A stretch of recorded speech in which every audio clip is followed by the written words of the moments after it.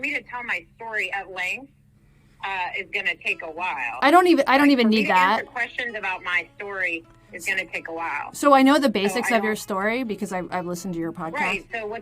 So I'm trying to figure out exactly what the question is. Well, I can ask you the questions. I didn't agree to this. All I agreed to was answering a few questions about Twitter. Well, okay, sure. That's totally fine. But can I ask you the questions or email you the questions and you can decide if you want to answer or not? I mean, did you... Hello, ladies and gentlemen. And that there, my friends, is Eliza Bleu, the liar, the grifter, and the piece of garbage that silenced others. She's not First Amendment because she's lying about that.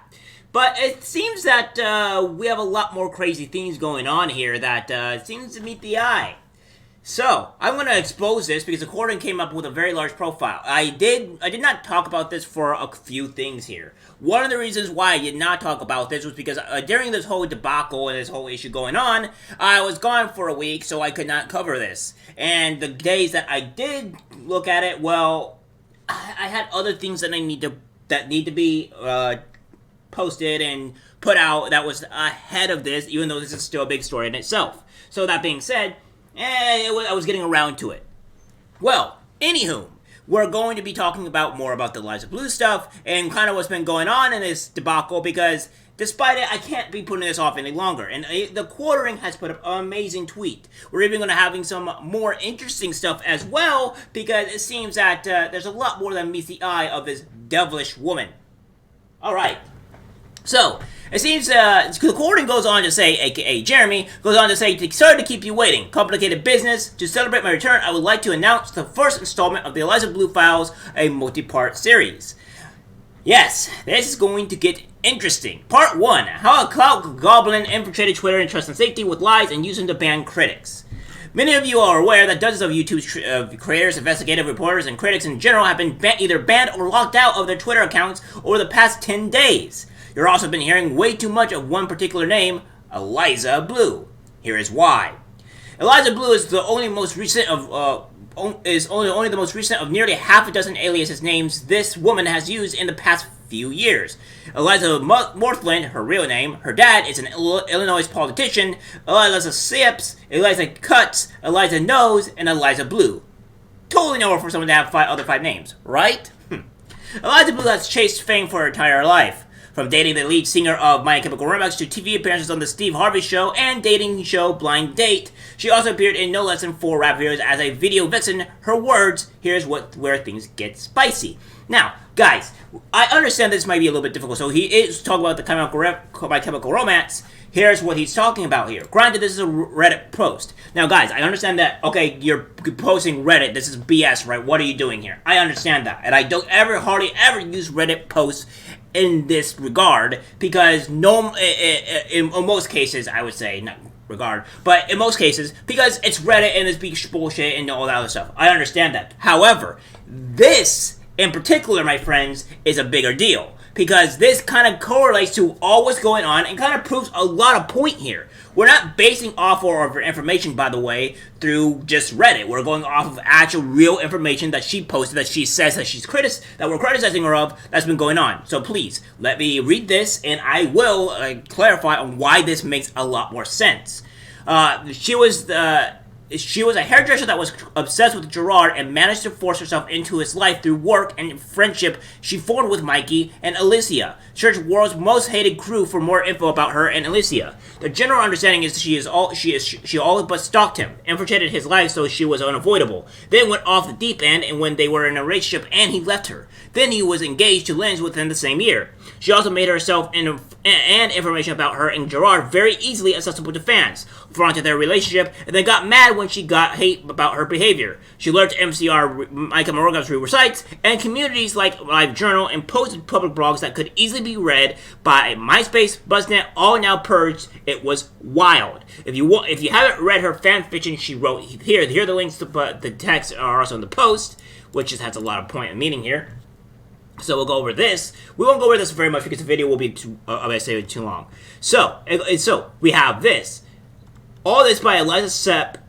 All this here is what she's been saying. Now, obviously, I will post all this stuff in the description below, so do not worry. I will do this for you. So you guys get to view it and, check my ass, as I've seen some people have on my YouTube comments. So, that being said, it's also known that there was a long-standing rumor that Gerard paid for her to have an abortion that she may or may not have started herself, but she later denied that had ever happened and stated she was never pregnant.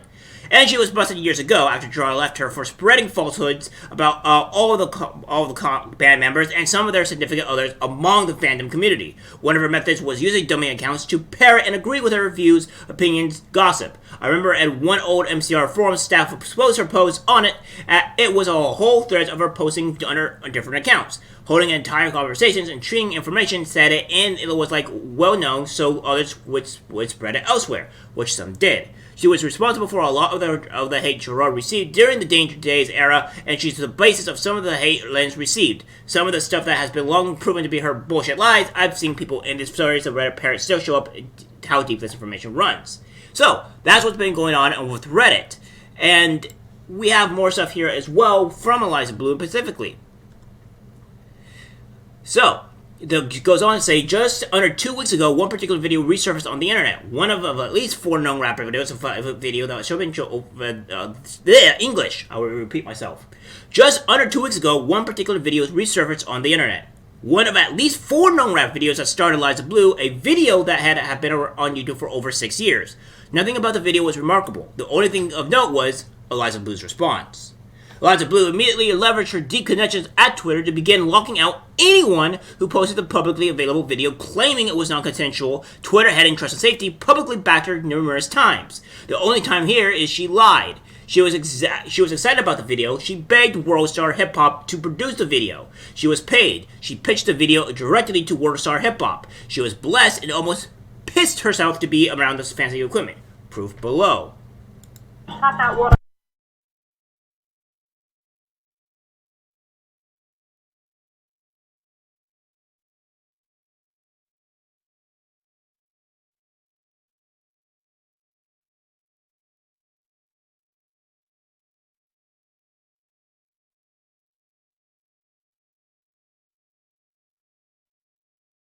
Yeah, so we have questions here, right? I could go all day with Eliza Bleu proving she lied about the video being non-consensual, and Elon Musk and Ella Irwin, I think, yeah, being duped by her. But how about just a few more?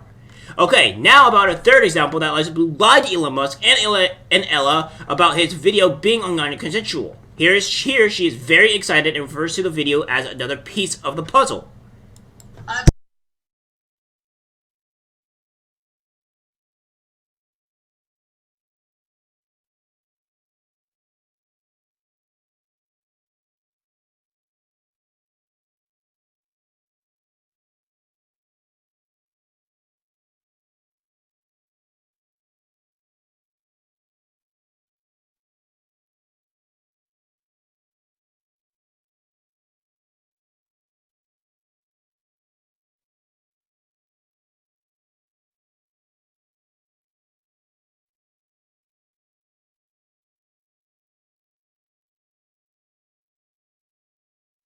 Just seems a little bit hilarious, don't you think? Okay, one more. Here's a call she placed to her mother to go even more about being a video vixen. And I think I have made my point that Eliza Bleu lied to Elon Musk and Ella to deplatform her critics. She abused the systems in place at Twitter to protect people. To add even more evidence, here's the COO of Worldstar Hip Hop disapproving her entire story. He says, she was paid for this video and we own full rights. Anything further can be addressed via legal. Thank you. Starring in the music videos was a career choice for Eliza Bleu. Here are several more examples. Johnny May Cash featuring Yubby, a lot of Mo Hoes. Another rap video starring Eliza Bleu.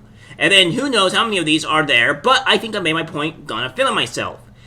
Where things get especially insidious is when Eliza Bleu and the VP of Twitter Trust and Safety seem to be working together in real time. Ella Irwin released a Sunday thread within minutes of a new wild claim by Eliza Bleu. Coincidence? Ella Irwin has said, in the past 2 weeks we've suspended multiple accounts and or restricted content, causing confusion for users. Unfortunately, we can't answer questions or share details about specific users and accounts' actions. But here are some things that can lead to these types of actions. Eliza Bleu goes on to say, I have been sexually exploited in multiple ways. I'd like to thank World Star for removing of the video depicting me on Wednesday of this week. I'd like to thank Google and YouTube for removing of the video on Wednesday. Oh, yeah. So you're now thanking Google and YouTube, the two people that like to deplatform people of anybody on the right. Yeah, good job, Eliza.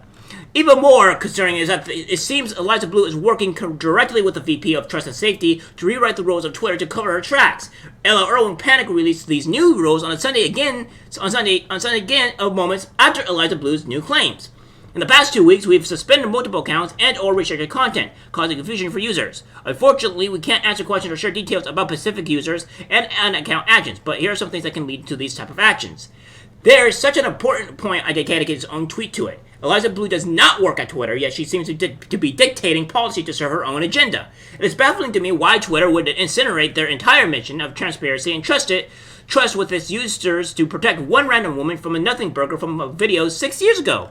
Yeah. It's even more confusing why Eliza Bleu would destroy her credibility over again a public video she begged to be in 6 years ago, yet ignore the 4 or other videos out there. Many people are speculating it may blow up her timeline of being trafficked. Maybe it was something to do with her stating in her own words, this video was filmed years after she was saved in 2012. You can see this video was published in 2016. I think at the very least, I have proven to Elon Musk that Eliza Bleu is abusing her connections inside of Twitter for personal reasons, and that Ella Irwin is suspect at best. The creators who were falsely deplatformed due to these lies should be immediately reinstated. In part 2 of the Eliza Bleu files, we will discuss stolen charity money, her curious connections, and allegations she lied about starting a safe house for trafficking victims. I didn't want to have to do this. I don't think it's fair to dunk on Elon Musk or anyone else for being duped. I think 2 things can be true. Eliza Bleu could be doing great things for trafficking victims, and she could be deplatforming critics. It's what people do now that the info is out that matters.